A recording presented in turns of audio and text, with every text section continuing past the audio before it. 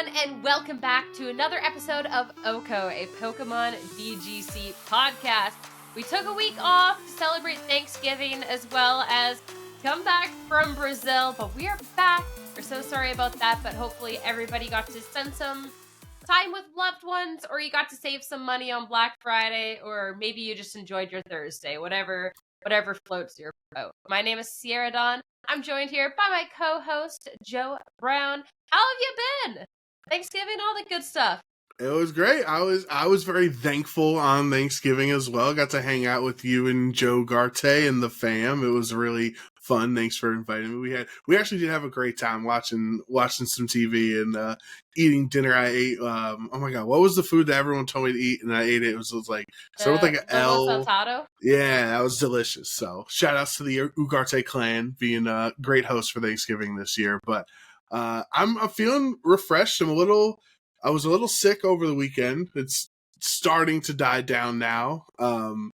But I'm happy we took the week off, honestly, Sierra, because we needed to recover. We were in Brazil, then we were traveling. You got stuck in Miami. Like, we were all over the place here. We needed a week to recover, to get our thoughts back together. Oh, I will be going on a rant about my travel soon. Don't worry. But yeah, I only got back home yesterday. I stayed in New York a little longer, obviously, to spend Thanksgiving with Ugarte's family, and then stayed an extra couple of days. So just getting home now. So I'm happy to see my cats, and it's time to actually rest up a little bit. So the week off of the podcast, it was definitely really nice. And if you're sitting there like, wait, I didn't know y'all were having a week-long break, make sure to join the Discord. It is linked in all the descriptions, no matter what platform you're listening on. So you can find out, because I definitely did announce it there, and I definitely forgot to announce it on Twitter. So normally Twitter's a good place for updates, but that one is my bad. I'm not gonna lie. I was thinking about the Lomo Saltado. That's it. Yeah, definitely, for sure. It was on mine. But on Discord, we have a lot of good discussions. We have a lot of great memes, honestly, going on in the Discord right now. The last couple of days have been straight gas on the meme channel. It actually has been for a bit. So for those, if you're listening right now, there's a couple people in particular, you know who you are, that share memes like every single day. They'll be related as well to the current competition state that's going on, what people say on Twitter. Then they're actually fire. So y'all are the real ones out there. And if you're not in on the Discord, make sure to be able to join so you can see those as well. We do have team building channels.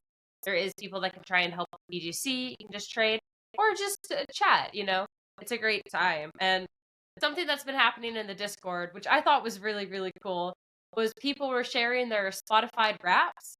And the OHKO podcast was on there. Which, yeah, that was really wholesome. That made me smile. That was nice to see.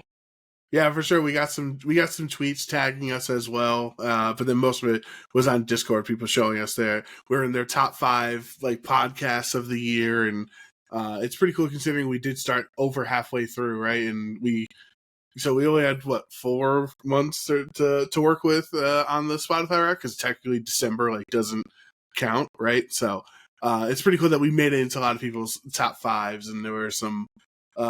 It's a cool feeling. We obviously have built up a little community here, and it's nice to see the numbers, like the brain, seeing numbers goes up, makes us feel better. But obviously, we got a long way to go to where we want to end up with this podcast and with this community. So it's exciting, but also job's not done, Sierra. We definitely do, but I'm happy with this little community that's formed, this little family that's formed, especially since when we started off on this project, we weren't necessarily sure where the podcast would go. So regardless, I'm grateful for anyone who is listening to this, anyone who's ever shared the memes, anyone who's ever told us that they enjoyed the podcast.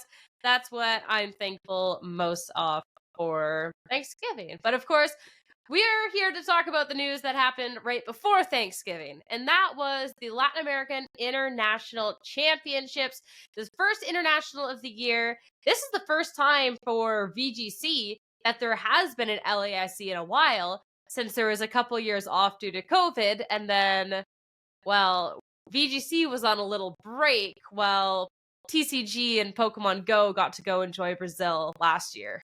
The last time, put it into this perspective, Sarah. The last time VGC players went to Brazil, Zacian did not exist. Urshifu, both forms, did not exist. Think about all of these Sword and Shield Generation 8 Pokemon weren't even realized yet. They were just imaginations in Game Freak's headquarters because it was on the Nintendo 3DS Ultra Sun and Ultra Moon was the last time we had LAIC. So that just shows how long ago it was. It's crazy how so much has changed over these last 4 years, but then if you remember, the winner of it was James Beck, and James is winning regionals nowadays too, right? So it's like some of the top players are still the top players all these years later, of course, but the game is fundamentally different, right? We did not have dynamic speed in Gen 7, so it wasn't until Sword and Shield that came around. We didn't have terrestrialization, anything, so it's a whole new world that Brazil had to wait 4 years for this experience for. I feel like the most stark, wow, where's the time gone, is there was no Nintendo Switch then.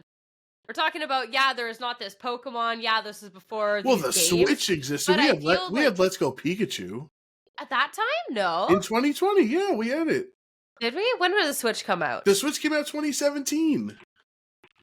That was when the Breath of the Wild came out. We had a Switch. Why we were just we didn't on have the 3DS for so long then? That's a great question. Unfortunately, Sierra, there really is no great answer. So all right, don't listen to me then. With it's a fair question. It's just there's just no answer you're gonna get is gonna make you feel any better. So all right.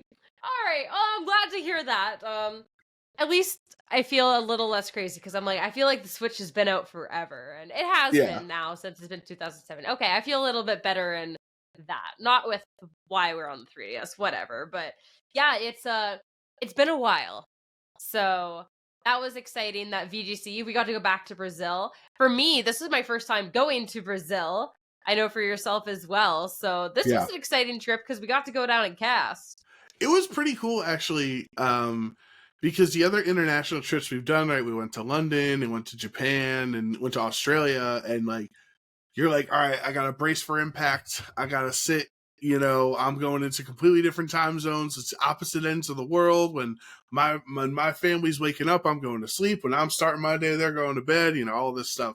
But then I think it was only a 2-hour time difference, so it was essentially the same as being at home, right? And so I thought that was pretty cool that we were in a different country, opposite ends of the earth, down on the south of the equator, but like the timeline still matched up. That I could still text friends or have conversations with people at home because they were awake this time around, so they can actually watch us casting because it wasn't 3 a.m. if we were in London or something as they try to watch us cast. So that was probably like my favorite thing, was that we didn't have to really adjust to any time changes.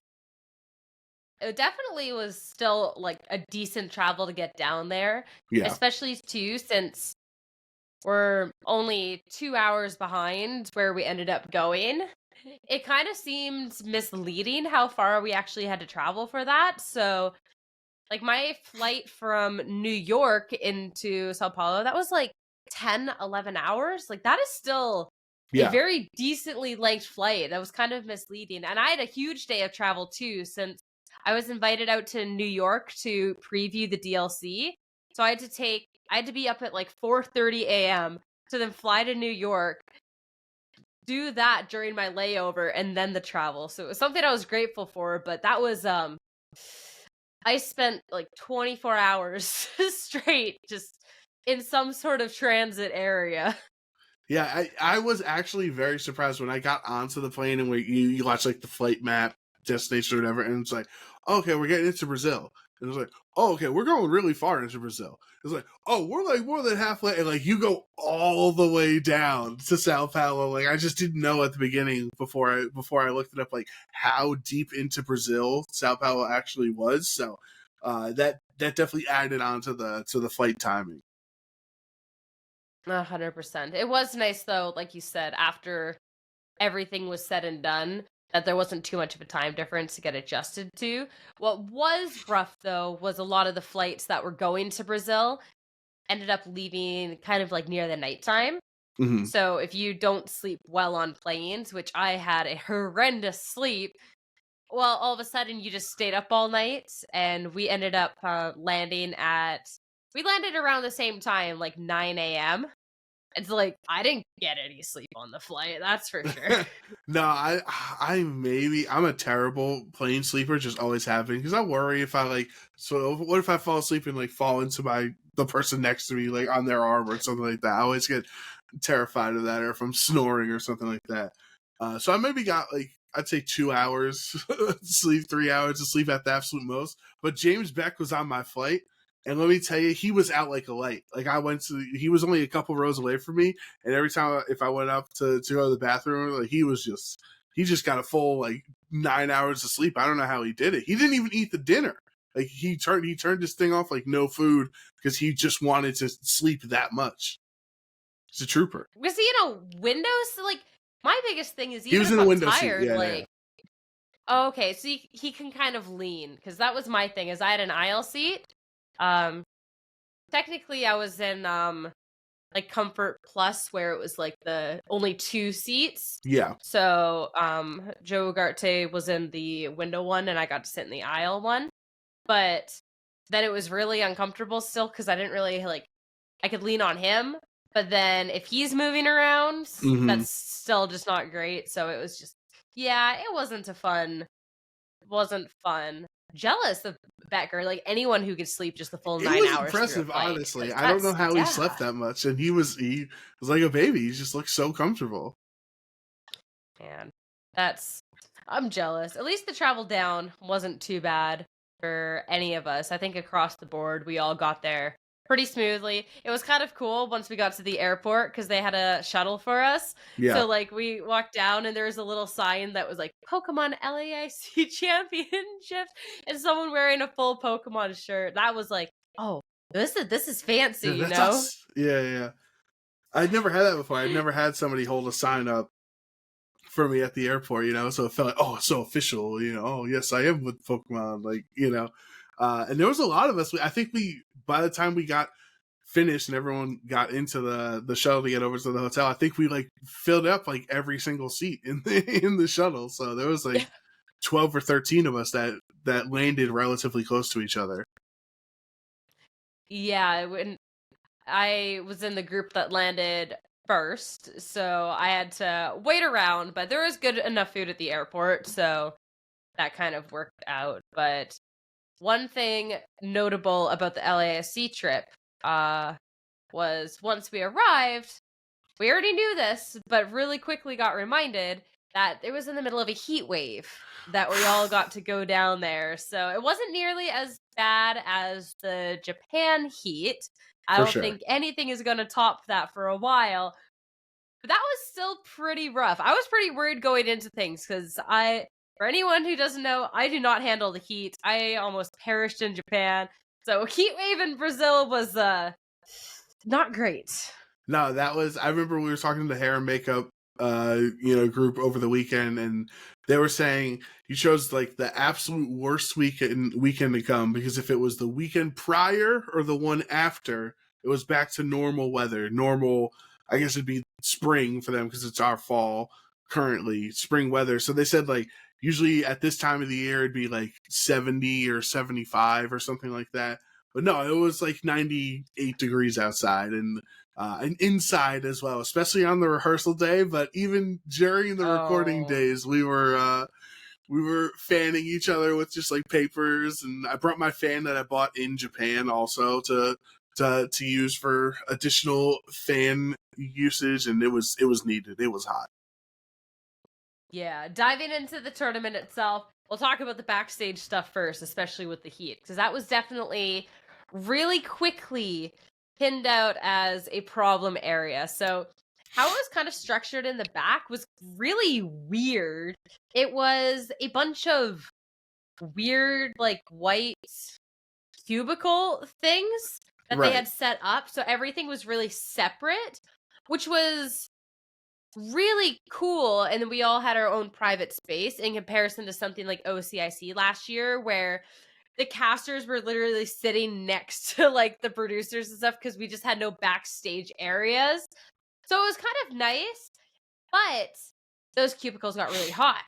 So it was it was a little tough because especially like the casting booth, they would close the door.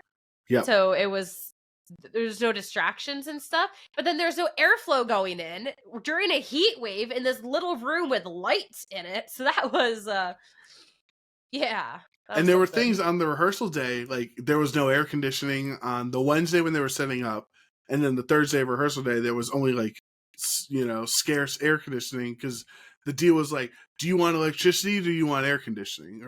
Because it's like, because once we plug in the AC, the generator's gonna blow or whatever was the explanation. And we're like, oh man, I hope they get it fixed by Friday. And it was, I believe the air conditioning was on. It's just the issues. There was thousands of people in the building, right? And it's 100 degrees outside, and all that was really compounding. And I felt so bad for the TCG production team because did you see their room, Sierra? Did you ever go in there? Their little cubicle that they had? Not the TCG one, no. So I think how everything was set, like that was home base for production. So every wire like possible to every other game and every other light and every other camera and whatever was put into the TCG room. So they had even more computers and even more things running in that room. So it was even hotter for them than it was for everyone else in the area. So the first time I think Crystal like went out and bought fans at a store or something, or like maybe she took people with her to buy fans, that like they just started just throwing them into rooms and like hanging them from ceilings, and like anyone who bought like a little mini fan with them would just have it on. Like it was, it was a scorcher. I'm sure everybody saw how much I was sweating on camera. We were like in our downtime, we were just killing time. Like you could see I was sweating profusely. It was definitely hot enough to the point where our producer was literally like, just wear something cool. Obviously, at regionals and internationals, like there's a certain level of attire you need to be at. You can obviously notice that at internationals, we dress nicer. A lot of the times the nicer can include more layers.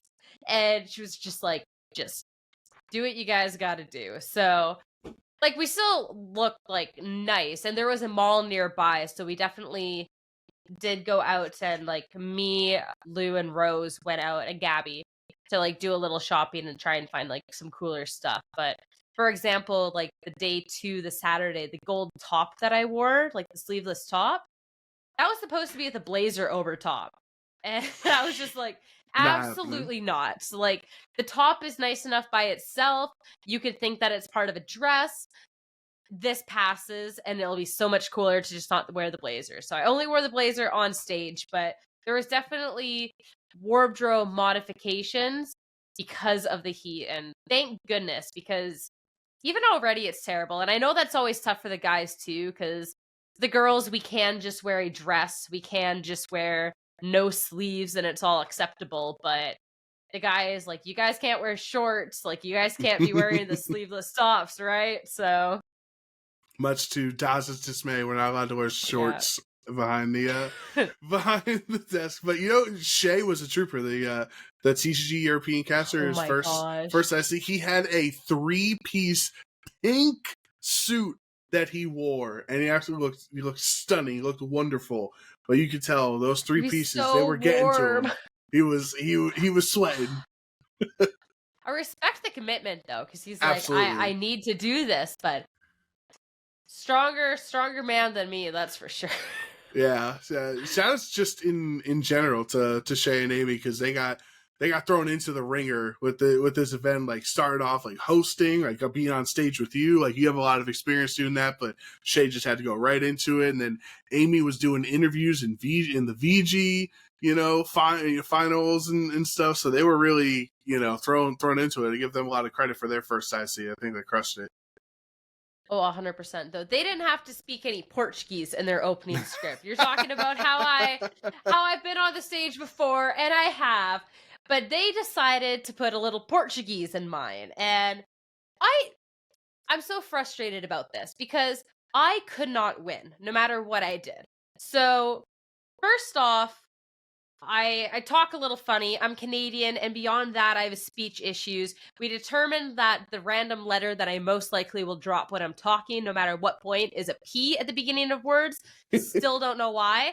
That was you that figured that out I halfway through literally, casting. we were just casting around. I think it was like day one or whatever. And I just grab one of the Pokemon notes, and I just write all cap P, like marker P, just big, and I hold it in my hand and wait for the set to be over. And I was like, Sierra! And I turned it around, and it was like, we have a lead! And so now, at least we're on to something. Yeah. We're on to something, yeah, because I still don't know why sometimes I just do not pronounce the beginnings of letters and words. I don't know. Whatever. But yeah, no, I'm Canadian, so I already have an accent. I talk funny, and I still don't know why. And even though I speak multiple different languages, my accent in all of those languages is pretty much non-existent because I'm just bad at talking. I speak French with my weird English Canadian accent, so whatever. So they decided to put Portuguese in my script. So I spent so long just to get this little bit of Portuguese. So first off, I had Portuguese, Spanish, English, bom dia, buenos dias, and good morning. All right, that's easy. Then I had to be like, we're coming at you live from Sao Paulo, Brazil, at the Expo Center Norte Pavilhão Amarelo. And I spent 2 full days on that one little sentence to try and get it right. Pablo de Beaumont is sitting there like coaching me. And then there's other people trying to tell me pronunciations as well. And going off what Pablo had told me, I crushed it. I did perfect. There you go. I went back. No, but wait. I went back to check the Twitch comments because I'm nosy. I love saying Sarah, that. stop! And then, Stop checking no. the Twitch chat. No. But everyone was mad at me because I said bom dia, even though that is how, like, in Brazilian Portuguese it's supposed to be said. And then they were mad that I followed it up with buenos dias. They're like, oh, like, everyone hates her because she's speaking Spanish. I'm following a script. Like, what do you mean? So I spent 2 full days to get this script memorized and to absolutely hit those words perfect. Bro, and then everyone just hated me for it. I was like, bro, you could have been fluent in Portuguese and said the coolest sentence ever, and they still just would have been mad because it's Twitch chat. They would find a way to be upset. I was just like, it was so dumb though, because everyone's like, oh, blah, blah, blah. Like, of course we hate her. Like, she's speaking Spanish in Brazil. Did you not hear the 2 words that I said right before buenos dias, which was bom dia, which is Portuguese? And then I said it. Right, and the Spanish makes sense for the other Latin American players that are not from Brazil. Right? Like, it makes sense, yeah. And you said English too, right? Like. But yeah, no, instead they coined me as like that dumb Canadian speaking Spanish in Brazil, even though I literally spoke Portuguese right before. It was so dumb. It was so dumb. But it's like you gotta ignore Twitch chat, Sierra. No, I don't normally, like, I don't really get affected by Twitch chat stuff because there is a lot of like bad comments. It was just one of those moments where I was like, wow, I really cannot win there. Especially too, this was the first time that while saying the lines, I had not had to look at a single word. I had it memorized to a T. I could sit here and recite it now. Like, I was spot on. I do feel bad for Shay because they did give him like a 2-paragraph chunk, which that was impossible. So that felt bad for him, but my end, I memorized, but I'm still a little bit mad about that. Yeah, I crushed. You're ready for next year, you know? She's speaking Spanish in Brazil. Shut up. That's what I'm telling you. Just ignore them. They're so unrelenting, Twitch chat. They just never give in. They've never been wrong a day in their life. They like it's not worth the fight. Oh, at least go to not. YouTube. At least go to the YouTube chat with the robots that are saying, "I am enjoying the stream. Thank you." Like, just go hang out with those robots. Some of the YouTube comments get relentless. I feel like they've been quite a bit better lately, but I will check all the comments on every single YouTube video because it doesn't destroy my mental. There is definitely some casters who have never checked the YouTube comments. I do not blame them. I'm curious, so I always check. But it used to be constantly there was at least one or two people that were slandering at least one, if not all, the casters. It's gotten pretty good now lately, so I agree with it, because good. I do also check the YouTube comments out of curiosity. Like the next day after an event, like a regional or IC's over, I'll go onto the YouTube and just see the comments to see what the general consensus was. And usually it's 15 people asking for timestamps. So, like, I don't know, they could just like wait a second. After They're like, somebody's posted where's timestamp guy? Where's time? It's like, just wait for timestamp guy to show up. Then they'll have you covered. Like you're good. But sometimes they do like. So I'll see some of the comments and I'm like, oh my god, you're just I can't even say the words. You gotta keep it clean for the podcast, you know. Fair, but yeah, there was one nice comment about me on like the recent LAIC, which is like, Sierra's casting has gotten better, which there you go. Made me happy because I've not gotten to really cast too much Pokemon lately. I've more so been in like the analyst position, so it was really nice. Even both the ICs that I worked last year, I was analyst for both of those.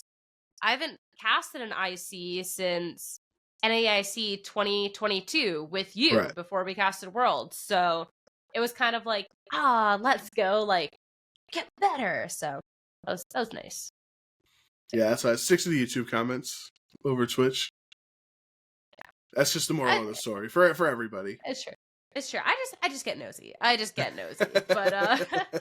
But what there was also some comments about, which we get this at every single event, though is definitely warranted for this one, is the amount of downtime that there is. Because in Swiss Pokemon, you have to wait for every single round to finish, and we're catering to the tournament, not the other way. Though the tournament then sometimes is held up because of us. But it's essentially like we can't pull extra matches if we have a match and it's a 2-0 and we have downtime or the tournament's delayed. There's nothing we can do. And there was, especially with no analysts this weekend, we had a lot of vamping to do. Oh yeah, for sure. And we couldn't easily swap in and out of our roles because of where the rooms were and how they were closed off and like very tight to get in and out of those shots. So sometimes we were just thrown into the ringer, and our director Cameron and our producer Katie, like, just something like, you guys doing great, keep it up. Like, either in our ear or through the Discord messages, like, you're doing so well. And like, I don't know if it was just like a parent like trying to stop their kid from having a nervous breakdown or something. Like, you're doing great, sweetie. Like, but it was at least we know they appreciated what we were going through, because it was quite the endeavor. A whole lot of downtime. There was one point where I think we were vamping on stream for like an hour. I think it was an hour, yeah. Yeah, and they actually said in like the Discord, like, is there anything else we can do so we don't have the OHKO podcast going right now? Which I thought was funny that like even like the staff referred to it as that, which was you did have that one great line on, I think it was Friday when we were killing time, and at the end you were like, honestly, who would listen to us for hours on end every week? And I was like, oh my god, she snuck it in an OHKO reference on the mainstream. I went back to Twitch chat on that one, and there was people that were like, oh, she called out the podcast. Like, they knew what I was talking about. So I'm sure a lot of people listening were like, why is she doing this? Because I think it was welcoming back from a break, and it's like, you're still with us, because why, like, I don't know, something. Yeah. Something like that. It was a great line. Thank you. Yeah, there was definitely people who picked up on it, which made me happy. And it was funny because our producer Katie instantly in the chat was like, because she'll listen in too. So that was fun. As much, I don't know what the right word is, anguish. I don't know as much. I don't know. Vamping sucks sometimes. Nobody likes watching it. Don't sugarcoat it. Yeah. Don't try to find fancy words. Just everybody's like, just get on with the games. You don't think we wish we could get on with the games? Like, it can. Oh, what a great idea! No, we're consciously choosing to play Guess That Pokedex entry for 45 minutes. Yeah, we'd prefer to do this instead of getting the next game started. You're so smart, right? Chat. But like, all things considered, like, there has been worse vamping sessions. Like, at least we had different things. Like, there was a very big conscious effort to try and bring different segments that I agree. even if we did have to vamp for an hour, like, that's inevitable. It's gonna happen, but we at least, like, we had the Pokedex entries. I saw theories that we were playing dumb on the Pokedex entries to, like, kill for time. No shot. I was like, The only things really? I will admit is that was okay. So this is fun. It's actually interesting to talk about the dichotomy between me and you in the downtime is because when I did downtime with Rose, we were a team. We were guessing together. But when I did it with you, you're like, no, we're competing. We're facing off against each other. So you just wanted to compete. You always want to, win or lose at everything. And so it was just like interesting to see everyone's like, we're killing time together. But then when we're with you, it's like, no, you're crushing us during downtime. You ever think about that? Do it for the content. I don't know. But so Do you what I not? noticed is like, you would just have your answer like, boom, Jigglypuff, let's go. And then I I would be wanted to like, win. yeah, I know you wanted to win, but I'm trying to kill time. So I would ask questions or just to make that 5-second Pokedex guess into 45 seconds, just to help us out a little bit. You know what I mean? No, I add time in different ways. I argue, I add commentary. Like, but I want to know, like, I want people to know. If I know the answer, like, let's go.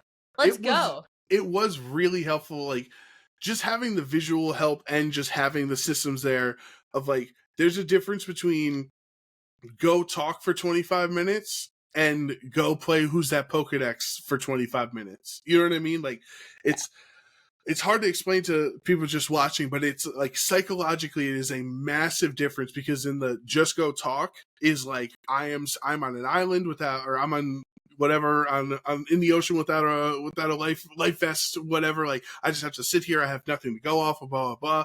But when you have the Pokedex entries and the trivia and other things, like you have continual conversation topics to kill the time with. So like that was like such a massive help to kill all that time. Also, like, you're coming at me like I'm just competing and you're trying to kill time. It's not a team. I'm working for the content, you know? And maybe it's not always how it's going to be with anyone else, but I feel like this is the best point to like prove that sometimes you just need that person. That person. Broadcast was NAIC for 2023 with the Pokemon pronunciation segment. I hate that segment, by the way. I despise it. We're supposed to know these.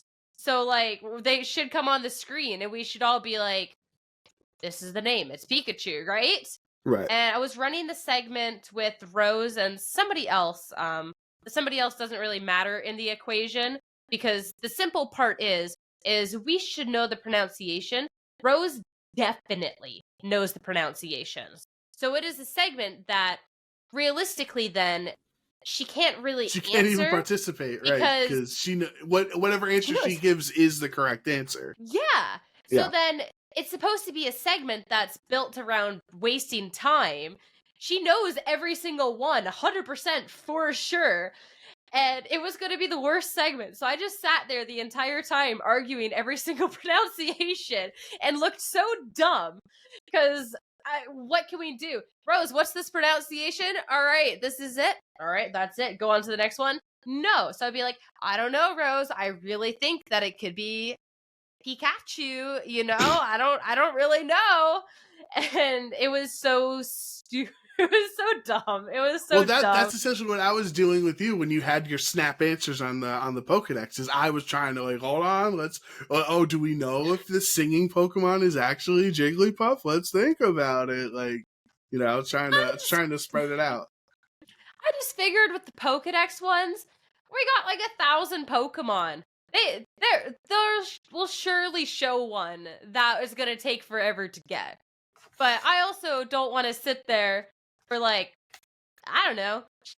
People think we're fake fans. Oh, what's the singing one that draws on people's face? Really? And then it was fun with some of the ones that we went in with confidence that were wrong. You know? Yeah, our own content. we had gotten onto a roll. I don't know if we started getting answers right or we were just so tired from vamping that like it didn't matter whatever. We said that when we got to that last one where we kind of, you and I kind of went viral in a moment with our show us Duraludon. We got fell victim to our own hubris in that moment because we were really in the weeds on that description. We're like, okay, light metal ability and stalwart and, you know, steel, stronger than steel. And like, we're saying, we're really giving Game Freak a lot of credit for that Pokedex entry. And then I will never forget when Bidoof showed up because I had to remain professional. And I was like, all right, I can't curse and I can't walk off set because it's too cumbersome to physically get out of the chair. So you just knock over the fan. You like rip the headset away. There's too much going on back in that room for me to physically storm off the set when Bidoof showed up. So I just chucked my headset, like, and it just like took my head off the camera. And like that clip that the social team made was just like, it was pure gold. Yeah, but our producer didn't even call for a break after that. I was just like, now we're done. I'm like, yeah, we're gonna break after it. Like, Cameron was in my ear, and he's like, say his name. I was just like, oh my gosh. So I said something like, my producer won't let us go off air until I say it's Bidoof. And I'm like, we're going to a break. Gabby was just tap dancing backstage, just like so elated. Gabby was loving that. Because when I talked to her afterwards, she said like, She said we had a sound logical strategy with Duraludon. Like that wasn't her issue. She said, but once we went down that road, the whole production team just started hysterically laughing because they knew we were never going to get back on track onto the Bidoof. And they thought that was like us logically sounding it out to get to Duraludon was to production team was even funnier than the Bidoof reveal. The confidence too was it because it wasn't like the play Pokemon tweet. Show us Duraludon.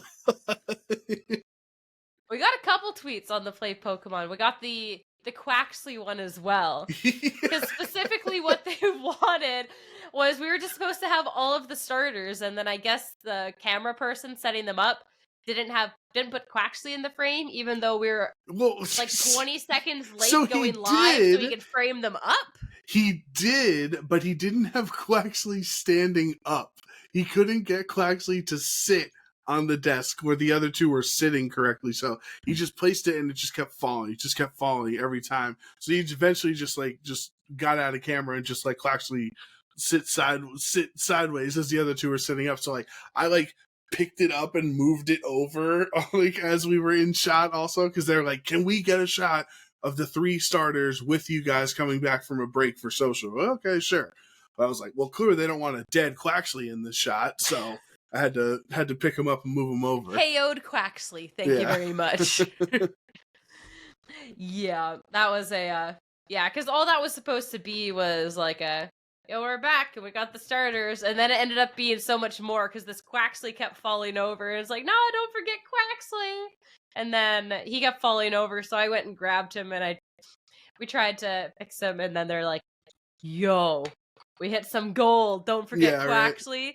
Which the funniest part about that is I hate Quaxley. Like, I really do. I really, really do. So it was just even funnier to me out of all things was don't forget about him.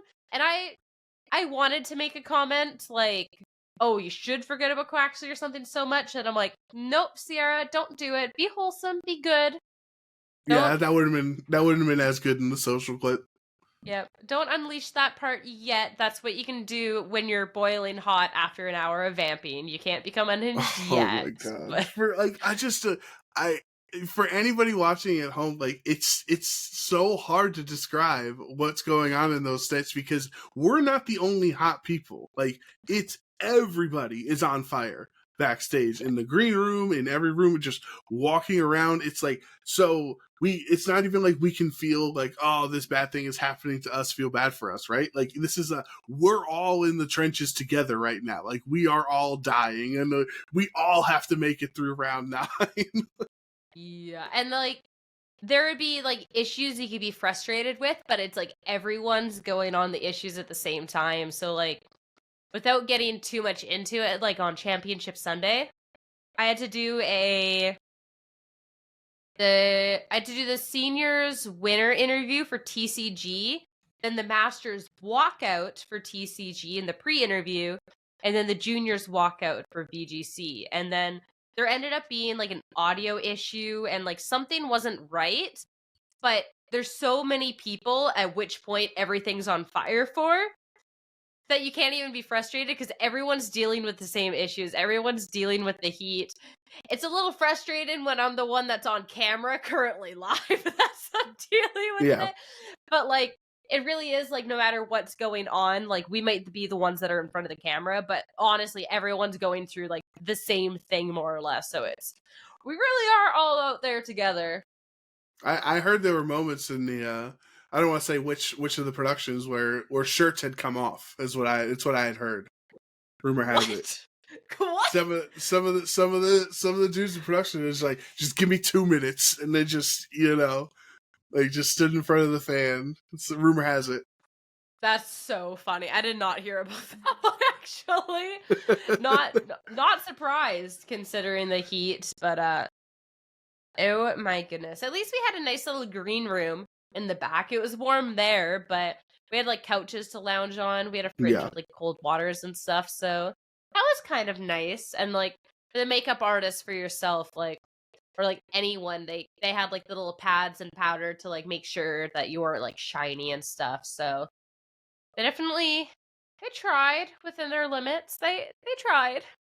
Yeah. No, you do, because you're not shiny when you're sitting there, and then you walk the 20 feet to the other room, and it's just a mess. Like It's a mess. It was so funny because like usually, excuse me, like you and Rose would swap, and then me and Lou. Oh god. Oh, he's perishing, guys. Anyone who is an audio-only listener, he is currently perishing. Now drink some water. You're good, buddy. You're good. All right, sorry about that. I had to cough really badly. All right, we're good. So anyway, you and Rose would swap, and me and Lou would swap, right? On the chairs. And you and Rose, like, probably relatively similar levels of like sweatiness, right? Like, I mean, I know she's probably a little shorter than you, but like, a little close. But like, me and Lou, that's night and day. You know what I mean? That's like, I felt some every time I got up with this like, I'm sorry, Lou. It's just like, don't worry, I'm sweating too. I can't, like we couldn't tell where like one sweat started and the other ended. Like it was just the chairs were just balls of sweat. At that point, it was no one's responsibility. I am so glad that it was both me and because like for anyone who doesn't know, the play-by-play always sits on what you would see as the left. For us, it's our right, and the color caster sits on the other side. I am so grateful it was me and Rose play-by-play casting. So I don't really sweat much. Like my body, I don't deal with any sort of temperature changes, which also means I just don't sweat much. So I think I'm probably like the best person to be trading on and off a chair with. And I never noticed a sweaty chair or sweaty headset from Rose either, which is also really good because I have issues with feeling like stuff on my skin and like someone else's sweat. Someone high-fived me and they had a sweaty hand and I thought I was going to perish. So if I had to keep swapping on and on a chair that had sweat on it or the headset, you would have killed me. Yeah, it would have been rough. But Lou's a trooper. She's a team player. She understood. We're all in that together. But regardless of all this stuff like we're talking about, I have to say, like, for the entire event, I actually really enjoyed casting for LAIC. Like, majority of the matches were a lot of fun and really, really hype. And it was just really overall enjoyable. Like, there's not really anything that stands out as this sucked in terms of, like, the casting. No, for sure. I agree. I know we had, going into it, it had been a while since we had casted together. And obviously we had synergy from the podcast, but it had been probably like half a year. I think it was, like June was the last time we casted together. So we were definitely worried about it. But I think it came off pretty well. I think even for the most part, I know like we said, we flex back and forth. But like if you go back and listen, we did I would say for the most part stick to roles, right? Of like I'd say maybe like 80% of the time you're play 85%, and like I think that did help us with our structure and helped us get our footing back together as a commentary duo by staying within that structure. Yeah, I definitely think, because like I know we've had this conversation because I want to swap over to doing more analysis and color casting. I think I've gotten a lot better at incorporating the analysis that I want into my play-by-play, which is then less actually stepping on your toes, which is Mm-hmm. good because I do think that the analysis is, both parts are important to a cast.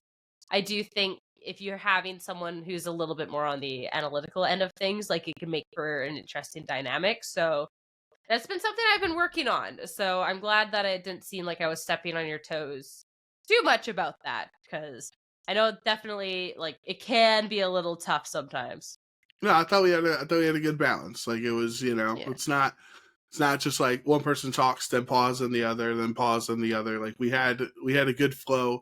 I feel sad I didn't get to do a round with Lou. I had a lot of fun in my round with Rose, and then the time killing with Rose, because we also had another social moment with the beep Marie song that Lee made. Yeah. Yeah, so I would have loved to get around with Lou, but we had to stay on that right chair. Not couldn't rotate too much around, Yeah, it was, well, especially too, like the switch was because me and Lou have never casted before, Mm-hmm. and I love Lou, and we wanted to cast together, so they let us do the rotation once so we could cast together. I thought it was so funny because my hair is like more so fading now, but it was darker at the event.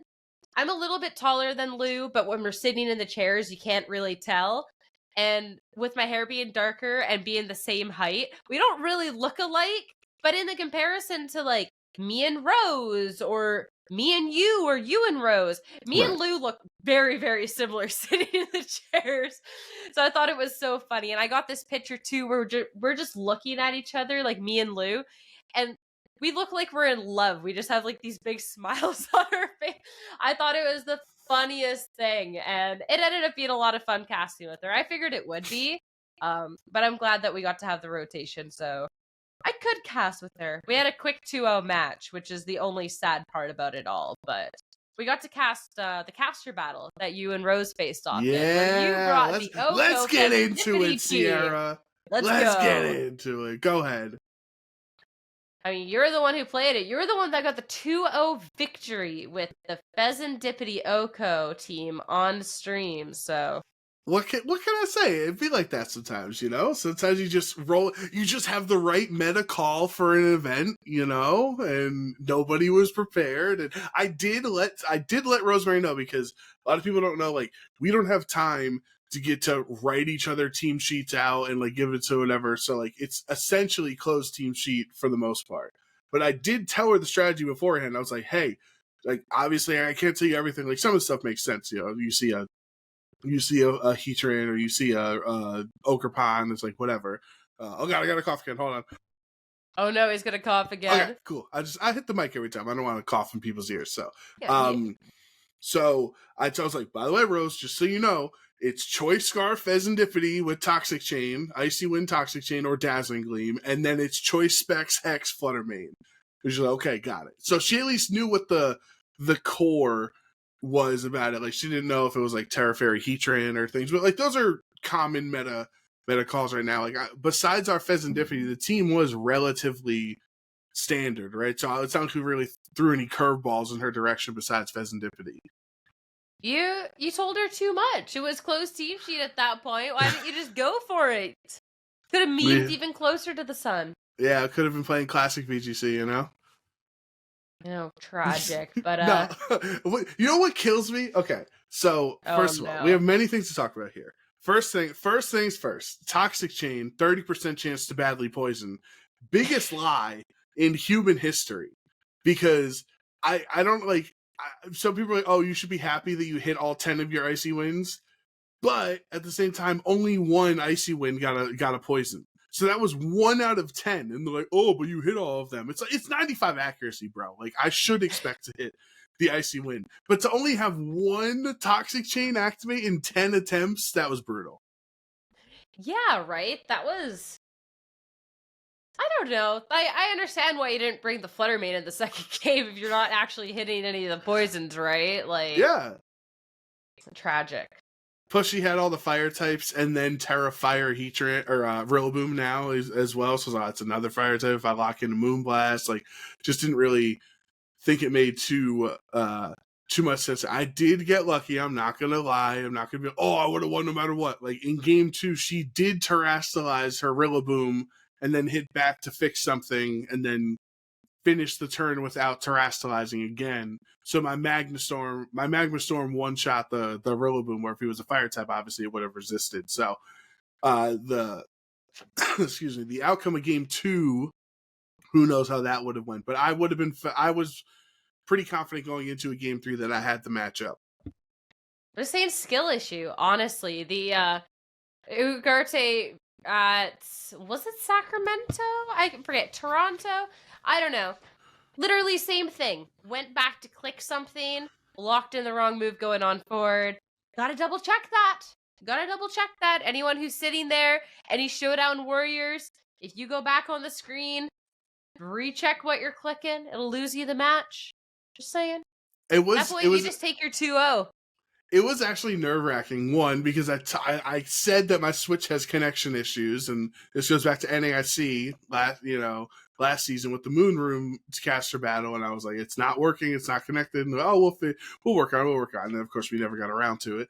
So, like, my Switch was causing a delay on the stream, so I felt bad that you and Lou had to just vamp more than we already had to. But I guess it gave you guys extra time you didn't have prior, so that worked out. But, when Joe Garte told me, it was like, oh yeah, it was like me and Edu, and we were in the crowd. We were all like mapping out your plays, and oh, Joe's playing well. He made the right call there, and like that, I felt like giddy. I was like, oh my god, like the top players were watching me in a match, and like they were saying what I should do, like what plays I should go for, and like it's a total role reversal, It's definitely, I get what you mean by giddy. It's nice that I really enjoy just when anyone enjoys the caster battles, but to see like top players like actually like watching the matches and kind of mapping things out is just kind of like, there's a level of legitimacy I feel like it adds, because like obviously it's for fun match. You're playing on the stage, we're playing wacky things, but if people are actually watching the matches and taking them seriously enough, kind of feels like you are playing for serious, because I know for a lot of us, being on that main stage to actually compete isn't going to happen, just because we're casting, right? Not everyone wants to compete, so that definitely is cool. Now, is it time to get to the most divisive portion of the caster battle, Sierra? Do we have anything else about the caster battle first? Oh, by the way, apparently Rosemary, because the nicknames got turned off, she said her Pokemon were named Joe Brown, so I appreciate that. All her nicknames were after me, so unfortunately we couldn't. Yeah, we couldn't get to see the nicknames on stream. But are we ready to dive into the conversation? What conversation? The avatars and the outfits. Oh yes, so let's get into this. All right, so Joe Brown's mad at me because he had spent time customizing his avatar in game. I looked very cute. The avatar was very cute. Like, he spent a lot of time like with the avatar, making sure like she was absolutely perfect, okay? And told me that I had to say that the avatar was like, well done, looked cute, the outfit was on point, like on stream. I did not realize getting into the match, because Joe Brown's Switch was having connectivity issues, that they had swapped him to a production Switch. Majority of the production Switches, except for one that I changed to a purple bowl cut, they're all the default characters. I didn't know that. So when we were heading into the match, when it shows like the challenger screen, before we even get into it, I lead in right off the gate. I'm like, all right, now we have to actually do what's the most important competition is, which is going to be judging their avatars. I said this before realizing he's on a production Switch that is then going to be nothing. So we get to see Rose's, oh yeah, this is a really cute avatar. Yeah, this is really cute. And then we see Joe Brown's, and it's the plain avatar. And I was like, oh. And then, yeah, I guess I didn't defend him enough, or I didn't go on it. And you were like, oh, Twitch chat was like, wow, he like spent all that money on an outfit and then went back to his base outfit, and I was just that was like, a good comment. But it's not, because it was a base student dude, and I play as the girl. That. But I'm just saying, when you looked at it, and I'm the base dude from the academy compared to the girl outfit I showed you the day before, you could have put 2 and 2 together and be like, hold on, something's going on here. I think I like half mentioned you're on a production switch, but also I don't want to be sitting there on cast being like, Joe Brown's switch sucks, so they had to put him on a production switch because stuff is going wrong. So I can't do that. So I think I like half mentioned, and I obviously don't know what Twitch chat is saying in that moment. I went back and looked at that. But yeah, that Twitch comment of, they changed him into the Kitty Kami outfit, and he actually went back to change back into default outfit, and they were totally coming after you. So good. No, that was so frustrating because I wanted to show off my cute outfit, wanted to have, all the stuff, but I don't know what's wrong with my, like, I'm playing in Charlotte. I hope I get it. Maybe I can like talk to a judge in Charlotte, like on the Friday when I get there, and like, can you please set up my Switch properly? Because like, I don't want to have any issue. Like, I know it's an old Switch; it's like the base Switch from 2017, but like, it shouldn't have all of these issues. It shouldn't. If it's like, I'll bring my extra Switch to Charlotte. So worst case worst, like you can trade the Pokemon over and use that. Because I have a extra copy of Scarlet that I was just going to load onto it anyways. But yeah, because it was weird because I had checked out your Switch settings, and then our producer also did go over them, and then it was still problematic. So, and like they set up switches to make sure there's no issues going on stream. So it's not like they don't know what they're doing in that regard. So I feel like it's definitely an issue with just yours. Like I would even look into trying to escalate something to like Nintendo support if they can fix anything. And past like the year included warranty, but even just having a fix or something, I don't know. Yeah, I think definitely my solution is when I get to Charlotte on like Friday, try to get there early enough to ask like, can I sit with a judge for 5 minutes to get it set up, and that way we know if it is screwed on Friday afternoon, then I can find you during the afternoon and borrow your Switch. Yeah. I'll make sure to. Which, how's your Switch adventure? I know it was still going? My Switch is still at the rental car place. So before we went out to Brazil, I went out to play a MSS in Toronto, which I got top 8 at, which is super duper cool. And I had to take a rental there. Got the rental anyways. It was like a 2-for-1 trip. I had to take a car to the airport, so it just kind of made sense. My car is still not working. I should hopefully be able to get that into the shop next week. Fingers crossed. And I think in my brilliance that I hid my Switch under the seat of the car so it wouldn't get stolen. And then I forgot about it. So at 4:30 a.m. when I get back after returning to the car, I'm looking for my Switch everywhere around my house. I have a different car trying to pick me up to take me to the airport, and I couldn't find it.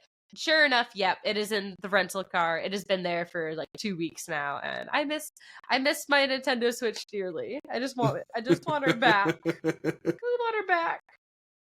At least you know they didn't steal it, though. Like, you called and they said, "Oh, we see it, we have it." Like, well, I mean, they still had time to change their mind if they wanted to steal it. Like, I don't know which employee found it, right? So they could. I hope they don't. I have like 4 shiny Slitherwings in my game. That took me time, so I can't get that back. Some, like, I don't know if it's, like we'd have Enterprise in America or whatever, like just like some car company guys like, oh, okay, yeah, I see your Switch, whatever, but okay, we'll hold on to it. And then he like just clicks, he's like, wait, this is the Sierra Dawn Switch? Like, oh, never mind, we lost it on the back of, in transit somewhere. I don't know what happened. He just takes all your shiny Pokemon. She has a Destiny Mark shiny Slitherwing. I gotta take this for myself. I got yeah, but yeah, I should be able to get that back. I have to. It was literally below freezing here today, so I was not walking. I just, like I said, I don't have my car, but I'll walk over there tomorrow. It's supposed to be a little warmer, and I'll get my Switch back finally. But yeah, I feel like we're so off topic for the podcast that is The LAIC, LAIC. yeah. So why don't we dive into the actual, like, the good stuff of the tournament, which is the competition itself, because honestly, it was pretty good. It was actually fantastic. Looking over at this top 8, it was phenomenal. And if anyone had me guess that Chi-Yu Regieleki was going to be the second place team, like, I would have called them a liar. Like, that was incredible. Well, you did almost get the prediction right because you did predict Chi-Yu as your fire type that was going to win tournament. So, unfortunately, James Beck got that one because he said Hisui and Arcanine before any of us else could answer. But no, I mean, this top 8 is really, really interesting. I think overall there was some conversations about the Regulation E meta getting stale, and I could understand that from how day 2 kind of developed into how the rest of the weekend progressed. Like, obviously the big thing is that, like, how can you say it's still if Regieleki just got second? But it's like, okay, well, look at every other team besides that one team, and then you can see that there's a lot of Tornadus and Urshifu, and it's like, it's a very oppressive combination. I think a lot of people are, the more passing months that get through where you can't protect and you can't fake out because they have covert cloak, or you can't one hit them because they're full, investment in Torn and 252 HP, and like it's becoming more and more frustrating for the average player. I would say I think the top level players are okay with dealing with it because they're used to these oppressive strategies, but if somebody's big takeaway from LASC was like they're frustrated with Torn or Shifu, like, I'm not going to hold that against them, It's definitely really interesting, the conversations about the current metagame, because personally for myself, the Tornadus and the Urshifu, I hated. More so because of the Urshifu. I've hated Urshifu since the Pokemon Sword and Shield days, because I just hate Unseen Fist. I think it's just bad design. And also always critical hitting. I think it's just bad design all around. Even one of those is bad, let alone both of them. And the fact that it can be coupled up with Tornadus that just got buffed in this new generation with Bleakwind Storm is crazy. Which I also just hate Bleakwind Storm because I can never land mine. So it's like, here's this broken Pokemon, here's this broken move. Enjoy never landing it. Absolutely unreal. The only time I landed it when I got to compete was against Joseph Ugarte's Kingambit. And then I got the speed drop, which then activated the Defiant. And then did that twice in a row. So yeah, that didn't go well. But yeah, I hate it for my own reasons. But I do think it is easy enough to empathize with people that do not like the current format as it stands, with Tailwind just being really, really strong, because looking over at this top 8, 5 of these teams do have that Tornadus, 4 of them are the exact Tornadus or Shifu, and then we have, like, the Tiago's off-the-wall team with the Tornadus and the Regieleki instead, so it's definitely pretty prevalent. I'm curious what you think, though, because the top 12 Pokemon for day 2, there was 5 Pokemon above 40%. Fluttermane, Iron Hands, Urshifu, Rapid Strike, Landorus, and Tornadus, ranging from 40 to 54%. Beyond the Urshifu Tornadus, I don't actually hate this format too much, but then people were using those stats to really clarify that they think this format is dog because 5 Pokemon have usage on day 2, which is only 34 people, of over 40%. So, like, do you think that's the marker of a bad format? Is that just kind of... So I think we're getting there, and I think we can talk about this more next week when we wrap up, or when we discuss the 2 regionals that happened this past weekend. We're obviously not going to pack this into this episode because we got so much with LASC. So tune in next week for our thoughts on the Australia and European regionals that happened this weekend. And I think when we get to that conversation, we'll see what happened in Poland and what happened in day 2, where there were 7 Pokemon over 40% usage in day 2, which is unbelievable because you can only put 6 Pokemon on a team if you haven't heard. So that means it is so centralized that more than the available amount of Pokemon are taking up half of the playable group there. But I think what is surprising with this is that the Tornadus and Urshifu is the most frustrating thing for everybody. Like you say it every time, you hate it, I hate it. Like everyone says, turn Urshi, I hate it. And it's never the number 1 slot. It's Fluttermane, it's Iron Hands. I think Peoria was the one that Landorus was at 60% usage on day 2, right? Like, so it's never the number 1 Pokemon, right? Like, sure, there are maybe a couple of times where Urshifu just barely creeped out percentage-wise over Iron Hands or Fluttermane, but like, what makes it so much more psychologically frustrating to deal with than the other Pokemon that are more common? And the answer is Unseen Fist. I think if you're going to say one aspect of that combination, because yes, Tornadus is fantastic too with Prankster and Terra Ghost to block Fake Out, or Rocky Helmet, or Focus Sash, or whatever, and all its great move coverage it has access to. And Urshifu, sure, Surging Strikes is annoying in the rain, 25 base power that always crits and hits 3 times. There is no individual aspect of that combination of Torn Urshi that is more frustrating than Unseen Fist, because the way we have hyper offensive Pokemon that just try to one-shot everything is not a new concept in Pokemon. It's been going on literally since you were a kid, since you were 6 years old, just trying to destroy everything, with your Pokemon, trying to one-shot everything. So the issue is you cannot stop it. You cannot stall it. If they get the tailwind up, they are allowed to Surging Strikes you because you cannot protect the last turn of Trick Room to try to change board positioning. And I think that is why it's so frustrating compared to Fluttermane, that sure is strong, or Iron Hands, or even Fake Out, and its Drain Punch is strong, or Landorus, or Moongus putting stuff to sleep. Like, those all feel like VGC, right? Those are just aspects of the game that we're used to dealing with, and there's counterplay to it.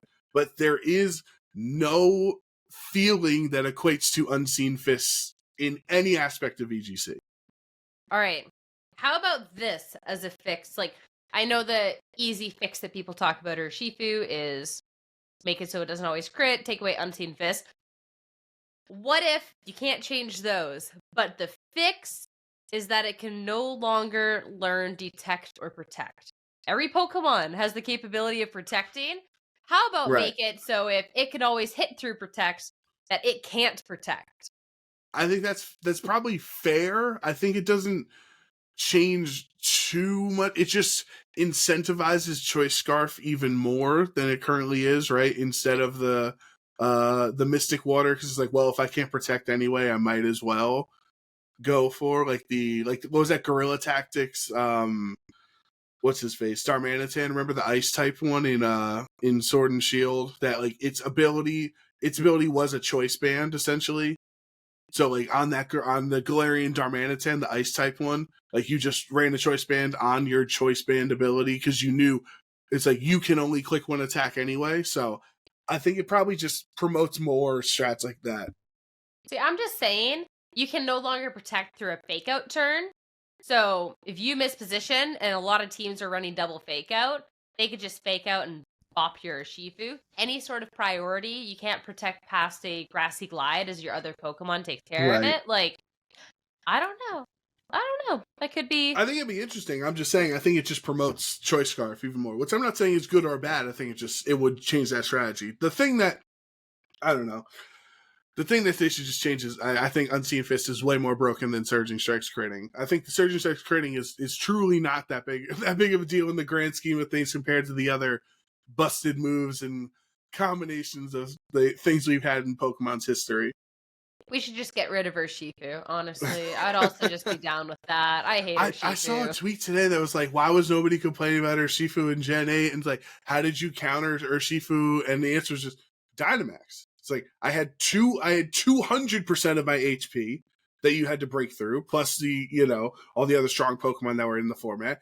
And you couldn't terrestrialize out of the fairy weakness, and Togekiss was everywhere at the beginning of Sword and Shield, and then Zacian was on every team in the restricted format, right? So it's like, people are like, oh, if Urshifu was so busted, why didn't you complain about it in Gen 8? It's like, because we're in a different world now. It's not the same game. Like, maybe if my Rillaboom could have 200% HP again, like it did in Gen 8, okay, maybe I won't be as upset at Urshifu, but as currently constituted, it only has 100% HP, and Urshifu can terrestrialize out of its weakness, so... Yeah. I feel like people, like, that are saying that, like, why didn't you complain about it then, like, really don't understand, like, where we're at with terrestrialization and the other things. And we still hated Urshifu back then, too. Like, right, don't we get just me wrong. hated the dark fighting version instead of the water fighting version, because that one was much more prevalent back then, because you had a lot of ghost types that were around that you needed Sucker Punch and Wicked Blow for.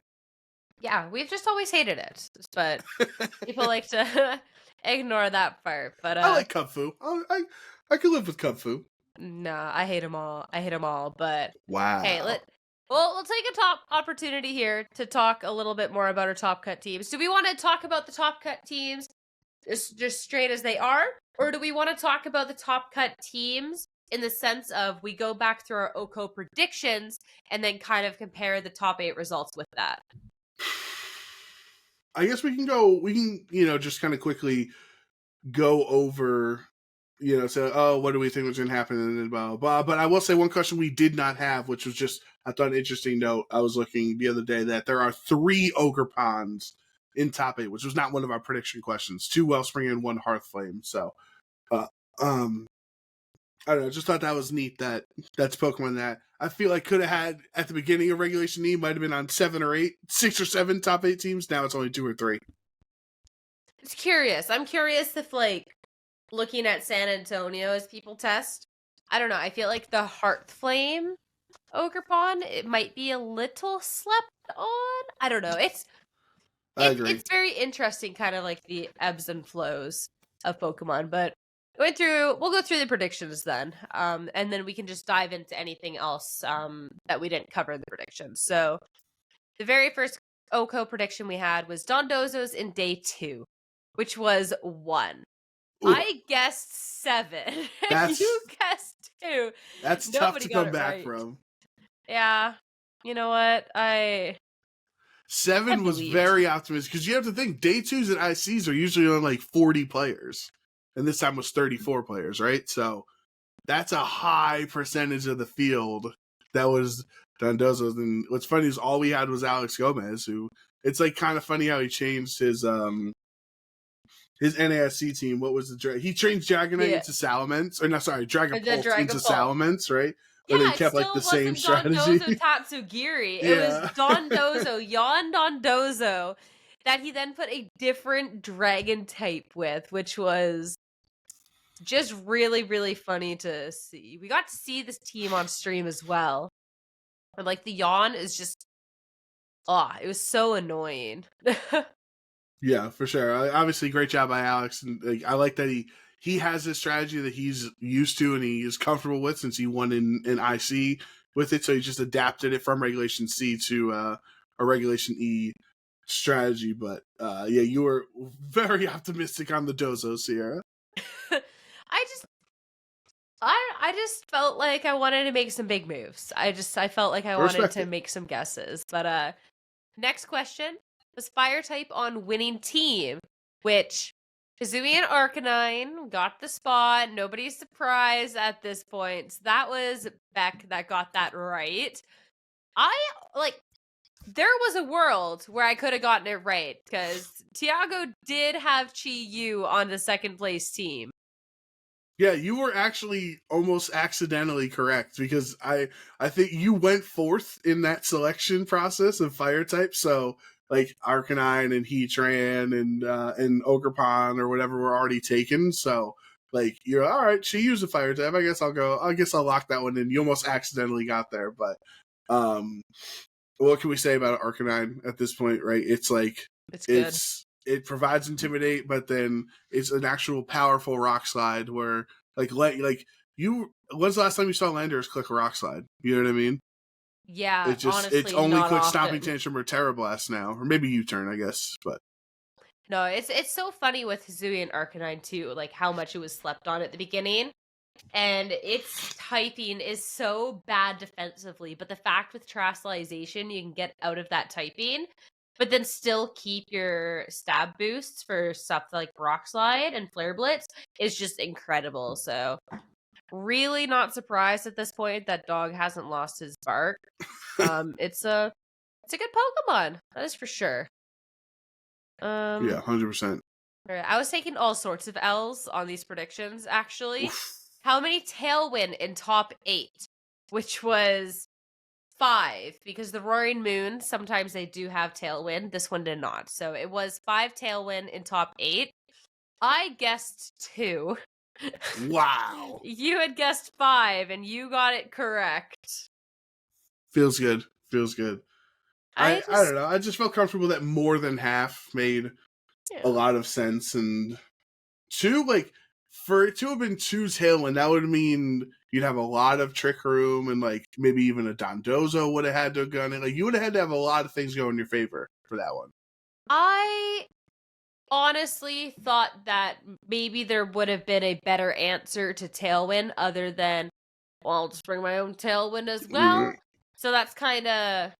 Because, like, you see the meta kind of go through, like, phases. So, like, yeah. Oh, this person's bringing Tailwind, so I will. Just kidding. Everyone's on Tailwind, so now I bring this counter team. So I kind of thought that maybe there is the potential that LAIC could start seeing that decline. But no, Tornadus and Urshifu is too good. Of course, Tailwind's going to be coming out on top. But I was making some gambles. Yeah, and then, like, how were you supposed to know that a team that was dummy fast already on Tiago's end was going to stick a Tornadus on there anyway? Right? Unreal. Next question, how many Latin players will make top 8? Ended up being 3. You also got that one right again. I said 1, you said 3. That one was a tough one because at that point too, the order that we were saying them, it was just yeah. whoever was left, because I believe it was you or Ashton that went first with the 3 and the 2. And for not wanting to repeat answers, I had to say 4 or 1. So yeah, I mean, that's why 1, these predictions are all for fun, right? Because we answer different times, and so you might predict something you wouldn't have if you were to answer it prior, right? If you were getting your answer differently, so. Yeah, so did want to make sure I did a different answer. I was not trying to disrespect Latam there. I didn't think 4 would, just because there is a lot of people that do travel internationally that are really strong, and obviously 4 would have been the wrong answer there anyways, so I felt okay. And then, of course, our last question, the shot in the dark about who's going to win LASC. Yeah, this one, no, we have not gotten yet.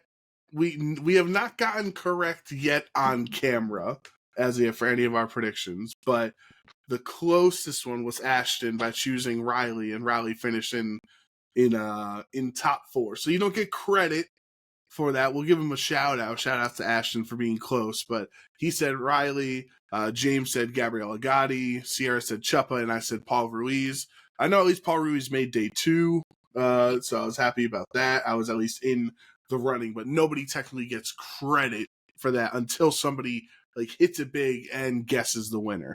Yeah, Chuppa got 9th place. Paul Ruiz got 27th place. With the Volcarona. With the Volcarona, yes. And then Agati got 71st place. So I'll take my...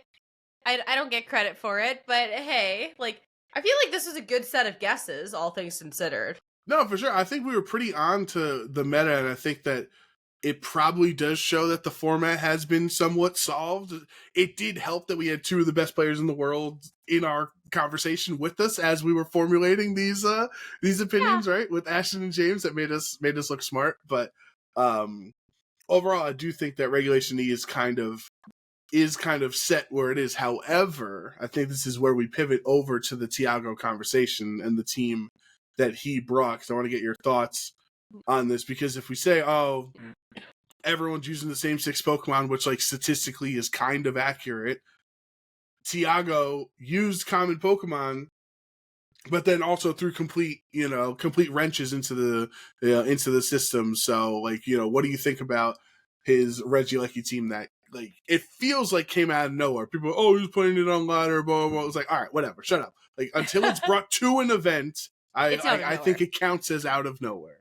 I agree with you. I think it's really interesting. I believe that he was publicly playing it on ladder too. A lot of people will kind of hide on alt, and then it's the big, oh, well, is it this person? Is it not? I think Alex Gomez was on an alt with the team that he brought to LAIC, and it was kind of pinpointed based off like playing tendencies or something. But I think Tiago actually just said like, nah, this is my team. This is just straight up it.